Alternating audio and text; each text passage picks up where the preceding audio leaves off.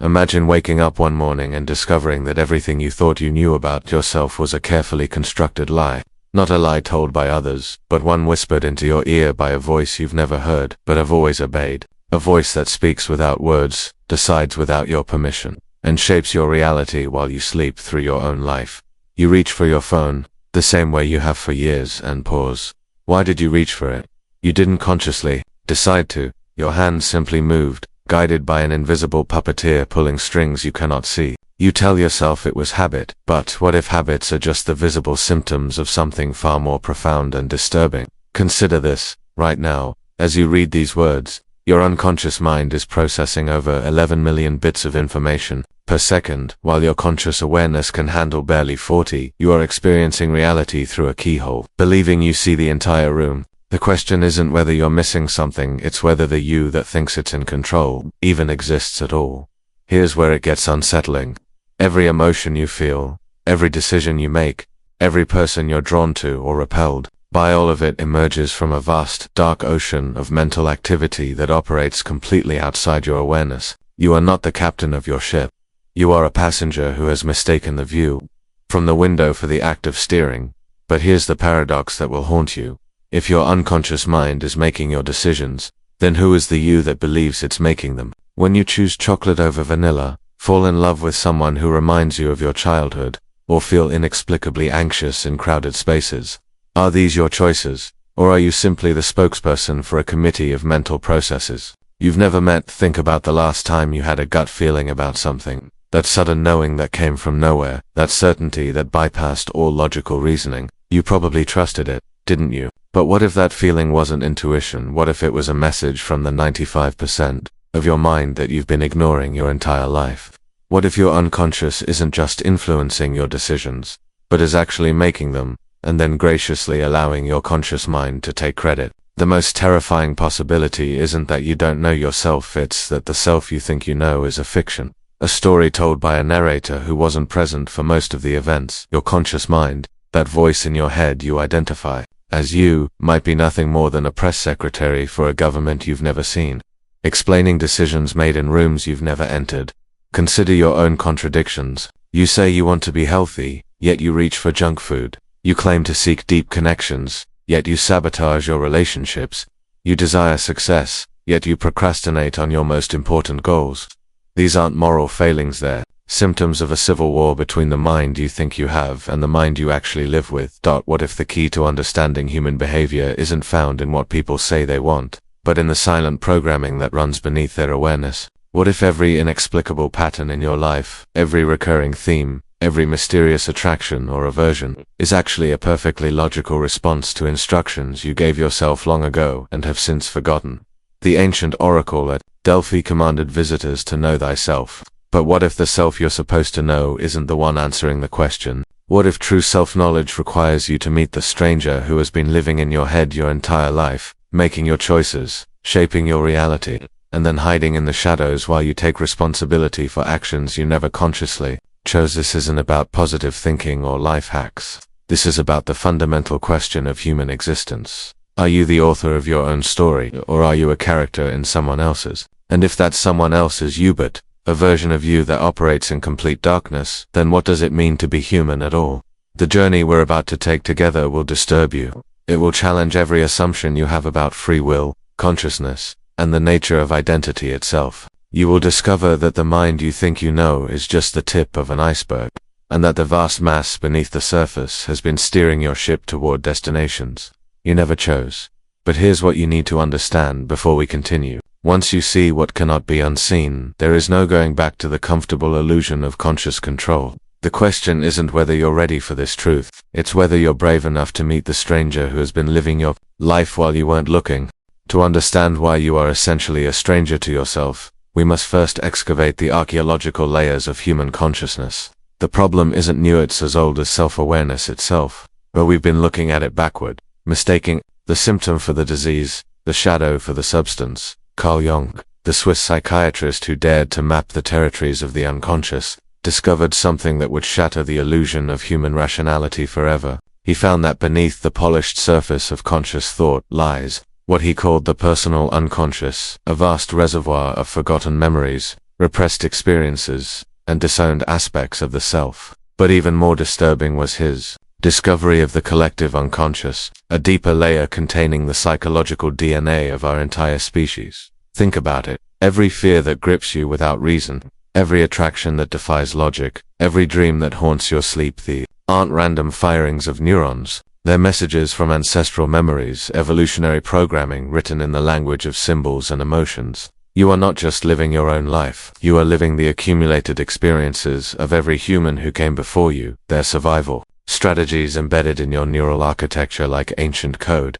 But Jung's revelation was just the beginning. Friedrich Nietzsche, the philosopher who proclaimed that God is dead, understood something even more unsettling about human nature.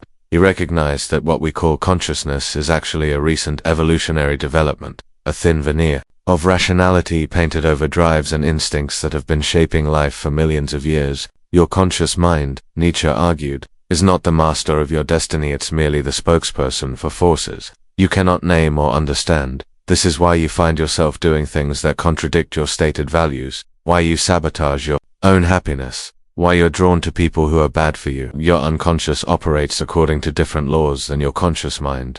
While your consciousness seeks pleasure and avoids pain, your unconscious seeks survival and reproduction. While your consciousness values truth and consistency, your unconscious values adaptation and emotional protection. Arthur Schopenhauer, the philosopher of pessimism, went even further.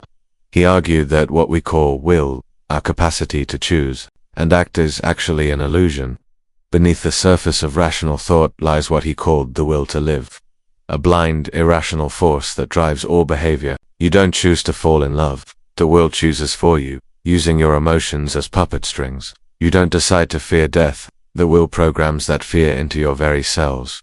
This creates what philosophers call the paradox of consciousness. The more aware you become of your unconscious processes, the more you realize that awareness itself might be just another unconscious process. When you think you're thinking, who is doing the thinking? When you observe your thoughts, who is doing the observing?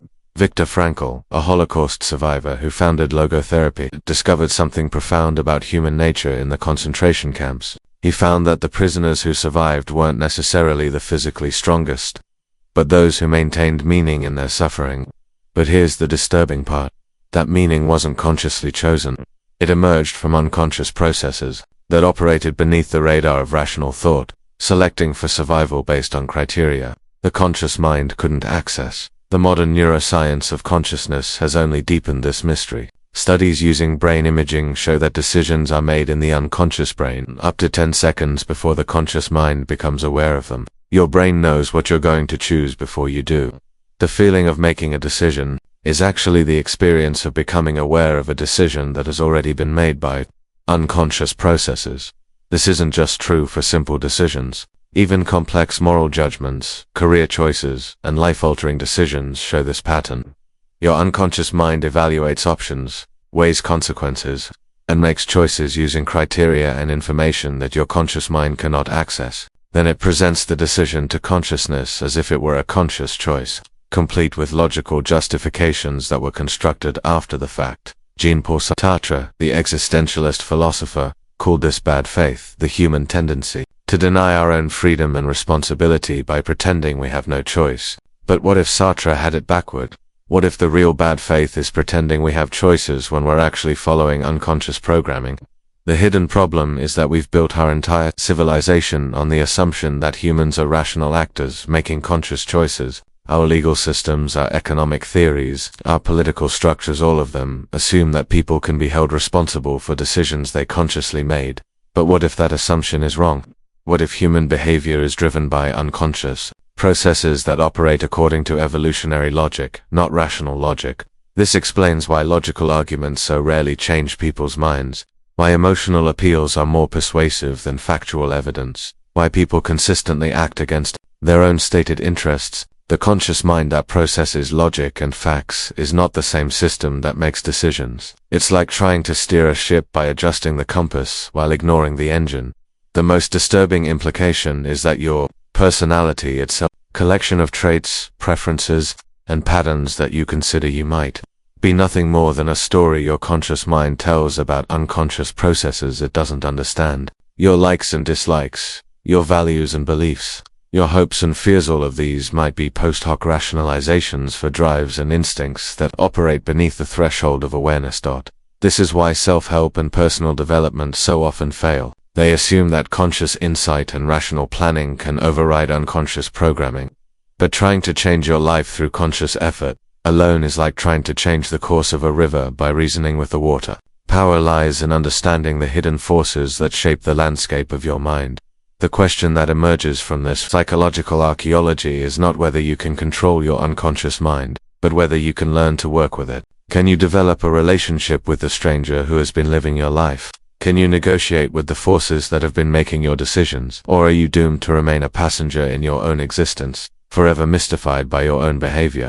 The implications of unconscious control extend far beyond individual psychology. They ripple through every aspect of human existence, creating a shadow reality that shapes your world in ways you've never imagined. You are not just unconscious of your own mind. You are unconscious of how your unconscious mind collaborates with the unconscious minds of everyone around you to create the very fabric of society. Consider how you choose your friends, your romantic partners, your career path. You tell yourself these decisions are based on compatibility, attraction, or rational planning. But research in social psychology reveals something far more disturbing. You are unconsciously drawn to people who activate the same neural patterns that were established in your earliest relationships. You don't choose people who are good for you. You choose people who feel familiar, even if that familiarity is rooted in dysfunction. This is why you find yourself in the same types of relationships over and over again. Why you attract the same kinds of problems. Why your life seems to follow patterns you swear you want to break. Your unconscious mind is not interested in your happiness, it's interested in consistency. It would rather keep you in familiar misery than risk the unknown territory of genuine change. The confirmation bias that plagues human thinking is not a logical error, it's an unconscious survival strategy. Your brain literally filters reality to confirm what it already believes, not because it's lazy, but because challenging core beliefs feels like a threat to survival. Every piece of information that contradicts your worldview is unconsciously discarded or reinterpreted to fit existing patterns. You are not experiencing reality.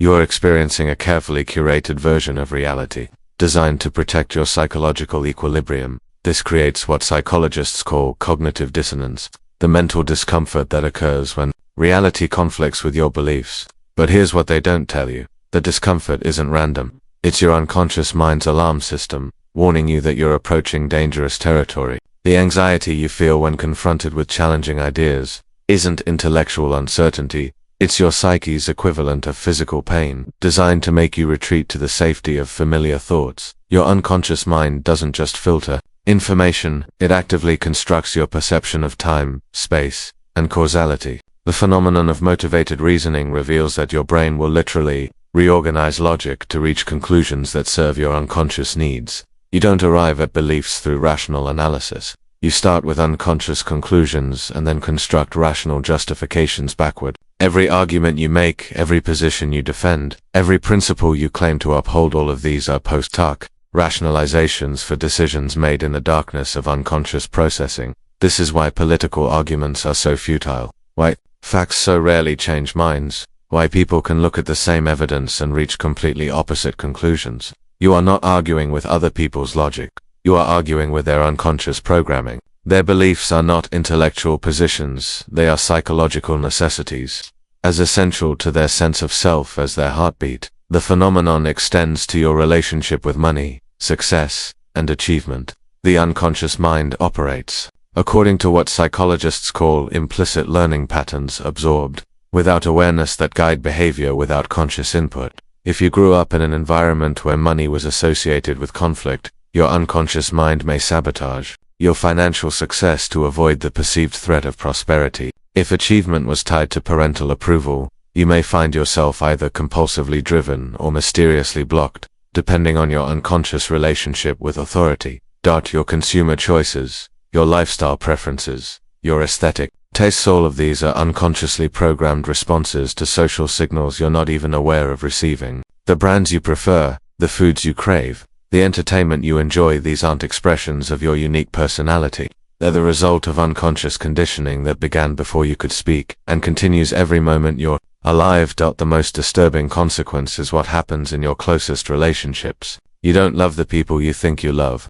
You love the unconscious patterns they activate in you. Your attractions, your conflicts, your deepest bonds, all of these are unconscious transactions between parts of yourself you've never met. When you say you love someone, you're really saying that their unconscious mind creates a resonance with your unconscious mind that feels like home.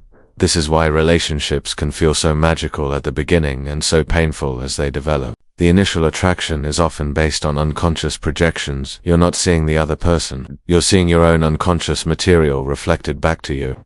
As the relationship deepens and reality intrudes, the projections begin to break down. You're left with the jarring realization that you've been in love with a stranger. The workplace becomes a theater where unconscious dynamics play out on a massive scale. Your relationship with authority, your tolerance for risk, your ability to collaborate, all of these are unconsciously determined by patterns established in your earliest experiences with power and social hierarchy. You don't choose your career, your unconscious mind chooses it for you based on criteria that have nothing to do with your conscious goals and everything to do with psychological safety. Even your spiritual beliefs and existential philosophy are unconsciously motivated. Your relationship with meaning, purpose, and transcendence reflects unconscious attempts to resolve psychological conflicts that may have originated in childhood. You don't believe in God or reject religion for intellectual reasons. You believe or reject based on unconscious associations with safety, control, and emotional regulation. The most terrifying consequence is that you are creating your own reality through unconscious processes you cannot control. Your expectations, your fears, your deepest assumptions about how the world works, all of these act as unconscious filters that literally shape what you experience. You don't encounter objective reality. You encounter reality as your unconscious mind expects it to be. Your life becomes a self-fulfilling prophecy written in a language you cannot read. This creates a feedback loop of unconscious creation. Your unconscious expectations influence your behavior, which influences how others respond to you, which confirms your unconscious expectations, which strengthens the patterns that created them. You are trapped in a psychological prison of your own making, with walls built from beliefs you don't remember forming and reinforced by behaviors you don't remember choosing. The ultimate consequence is that you are living someone else's life, a life designed by unconscious forces that operate according to evolutionary logic, not human logic. Your dreams, your goals, your deepest desires, all of these may be unconscious attempts to resolve conflicts, fulfill needs, or replay scenarios that have nothing to do with your conscious intentions. You are not just unconscious of your own mind, you are unconscious of the unconscious conspiracy that shapes every aspect of human civilization. The question is not whether you can escape this influence, but whether you can begin to see it clearly enough to work with it rather than against it. But here's where the story takes a radical turn. What if the very awareness of your unconscious imprisonment is the first crack in the prison walls? What if the capacity to see the puppet strings is the beginning of cutting them? The rebellion against unconscious control doesn't begin with trying to override your unconscious mind. It begins with learning to speak its language. The first revolutionary act is to stop believing your own thoughts. This sounds simple, but it's perhaps the most difficult thing a human being can do. You have been conditioned to believe that the voice in your head is you, that your thoughts are facts, that your emotions are justified responses to reality. But what if that voice is just commentary from a confused narrator who wasn't present for most of the events it's describing? Ancient meditation traditions understood something that modern psychology is only beginning to rediscover. The observer and the observed are not the same thing. When you watch your thoughts, who is doing the watching? When you notice your emotions, who is doing the noticing? There is a part of you that exists beyond the constant chatter of mental activity, a still point of awareness that can observe without being swept away. This is not about positive thinking or mental discipline. This is about recognizing that consciousness itself has levels, and that the level you've been operating from is not the only one available. The unconscious mind communicates through symbols, emotions, physical sensations, and intuitive hunches. Learning to decode these signals is like learning a new language, one that has been trying to communicate with you your entire life. Carl Jung discovered that the unconscious mind speaks through what he called active imagination, the deliberate cultivation of dialogue with unconscious contents. When you pay attention to your dreams, when you notice the patterns in your attractions and aversions, when you follow the thread of your seemingly irrational responses, you begin to map the territory of your inner world.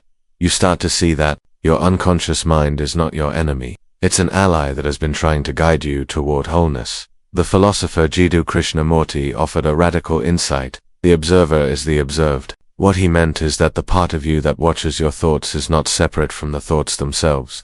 Both are movements in consciousness, waves in the same ocean. When you truly understand this, the illusion of being controlled by your unconscious mind begins to dissolve. You realize that you are not a victim of unconscious forces, you are those forces, just experiencing them from a limited perspective. This is why traditional approaches to personal change often fail. They assume that consciousness can dominate the unconscious through willpower and discipline, but the unconscious mind is not a wild horse to be broken, it's a wise animal that needs to be understood and befriended. When you try to override unconscious patterns through conscious effort, you create internal conflict that actually strengthens the patterns you're trying to change.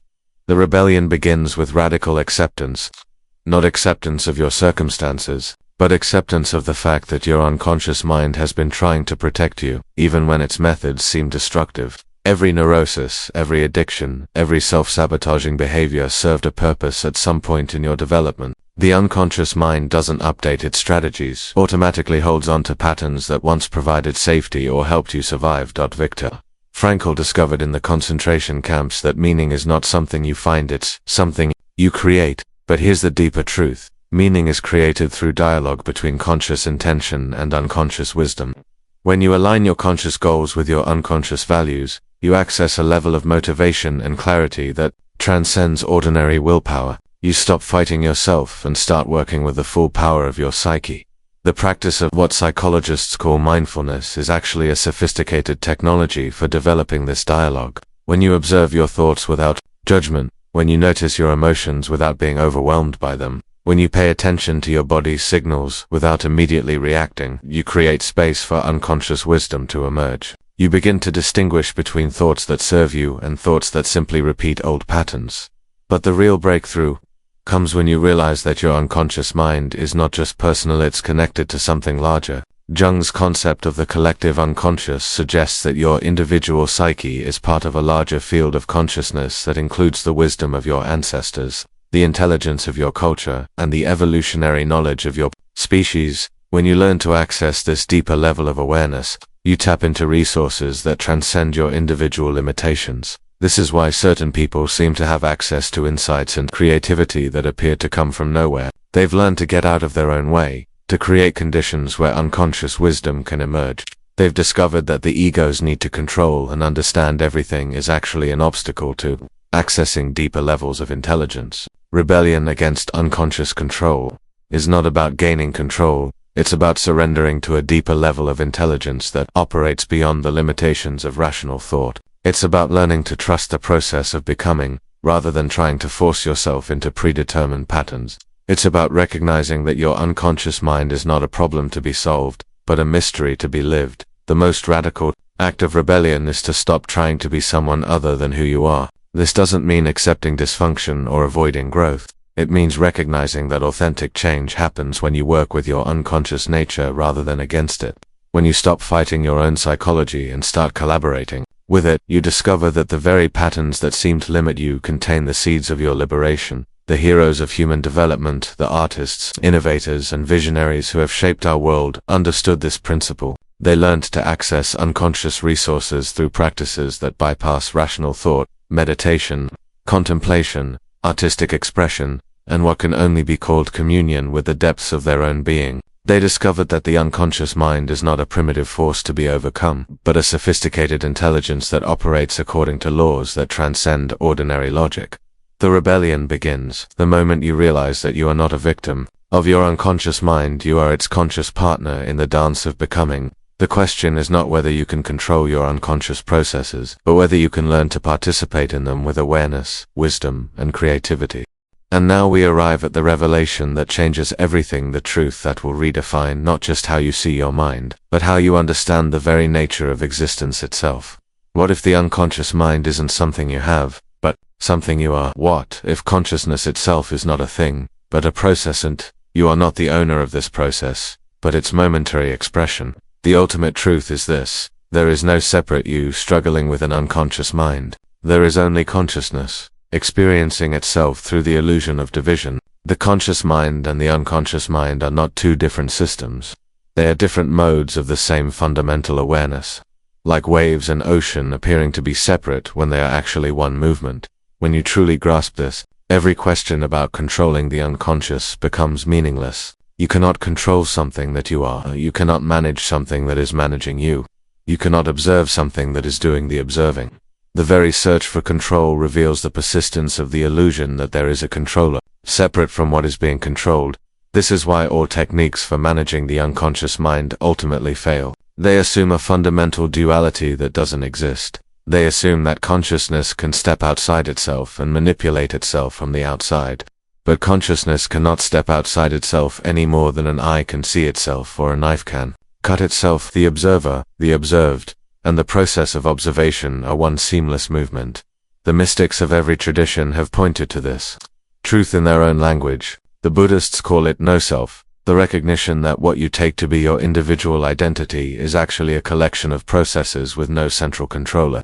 The Hindus call it Atman, the recognition that your individual consciousness is not separate from universal consciousness. The Sufis call it Fana, the extinction of the false self in the recognition of what you truly are. But this is not just mystical philosophies, the most practical insight imaginable. When you realize that you are not fighting your unconscious mind but actually expressing it, when you understand that your thoughts and emotions are not problems to be solved but movements of awareness to be experienced, when you recognize that your entire personality is not a fixed identity but a fluid process of becoming, everything changes. The anxiety about not being in control disappears because you realize that control was always an illusion. The struggle to improve yourself dissolves because you understand that improvement assumes something is wrong with what you already are. The search for meaning ends because you recognize that you are not seeking meaning, you are meaning, expressing itself through the unique pattern of your existence. This doesn't mean you become passive or stop growing. It means you stop growing despite yourself and start growing as yourself. You stop trying to become someone else and start becoming more fully who you are. You stop fighting your nature and start expressing it with increasing clarity and authenticity. Patterns that once seemed like limitations reveal themselves as the very texture of your uniqueness. The emotions that you tried to control become the palette with which you paint your experience. The thoughts that you attempted to discipline become the raw material of your creativity. The unconscious impulses that you sought to override become the source of your spontaneity and aliveness. When you realize that you are not separate from your unconscious mind, you discover that you are not separate from anything. The boundary between self and other, between inner and outer, between conscious and unconscious, all of these are conceptual constructs that have no ultimate reality. You are not an isolated individual struggling with internal forces. You are an expression of the same intelligence that moves the planets, grows the trees, and beats your heart. This is the ultimate rebellion, not the rebellion against your unconscious mind, but the rebellion against the illusion that you are separate from it. When this illusion dissolves, you discover that you have access to resources that transcend your individual limitations. You realize that the wisdom you've been seeking outside yourself has been operating through you all along. You understand that the love you've been trying to find is the very awareness that is looking for it. The practical implications are staggering. When you stop trying to manage your unconscious mind and start expressing it, you discover levels of creativity, intuition, and spontaneity that you never knew existed. When you stop fighting your emotions and start flowing with them, you find that they contain intelligence and guidance that rational thought cannot provide. When you stop analyzing your relationships and start experiencing them, you discover depths of connection and intimacy that transform your understanding of what it means to be human. That this is not a technique to be practiced or a state to be achieved. It is a recognition of what is already true. You are not someone who sometimes has unconscious experiences. You are unconscious experience having the experience of being someone. You are not a person who sometimes accesses deeper wisdom. You are deeper wisdom expressing itself as a person. The search for the truth about your unconscious mind ends when you realize that you are the truth you are seeking. The question of how to work with your unconscious processes dissolves when you understand that you are those processes, appearing to yourself as questions and answers, as problems and solutions, as seeker and sought. In this recognition, the entire drama of human psychology is revealed as a cosmic game of hide and seek. where consciousness hides from itself only to rediscover itself with ever greater appreciation for its own mystery. You are not a problem to be solved or a project to be completed. You are existence itself, exploring its own infinite potential through the magnificent complexity of human experience. The ultimate truth about your unconscious mind is that it is not unconscious at all. It is pure consciousness, expressing itself through the beautiful illusion of unconsciousness. And you are not separate from it, struggling with it, or controlled by it. You are it, dreaming that you are something else, and then awakening to the profound joke of your own eternal nature is the final realization. There is nothing to control, nothing to fix, nothing to improve. There is only this moment, this breath, this awareness, and you are not having this experience, you are this experience, having itself through the magnificent pretense of being you. The journey ends where it began, with the recognition that you are not the one taking the journey. You are the journey itself, and you have always been home.